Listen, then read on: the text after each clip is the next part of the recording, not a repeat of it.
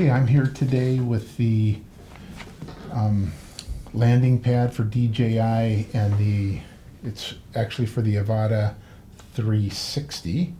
And how do you get it folded back up like this? You know, it's always a bit cumbersome to get it folded back up the way you like it. So I'm going to show you an easy way to remember how to do this, okay?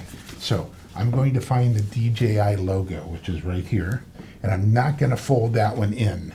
I'm always going to leave it out, okay? So I don't fold that in. I'm going to fold here, and I'm going to fold there. So now the DJI logo is not folded, and you just simply collapse, okay? If I folded that DJI in, okay, if I folded that DJI in, it's not going to work. Fold in, try to collapse this, and it's just too thick, okay? It's too thick, so you have to do it that way. There you have it. Don't fold the DJI logo.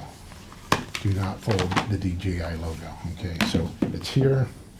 There's the DJI logo. Leave that out. Fold here, and then simply just fold it in. You're good.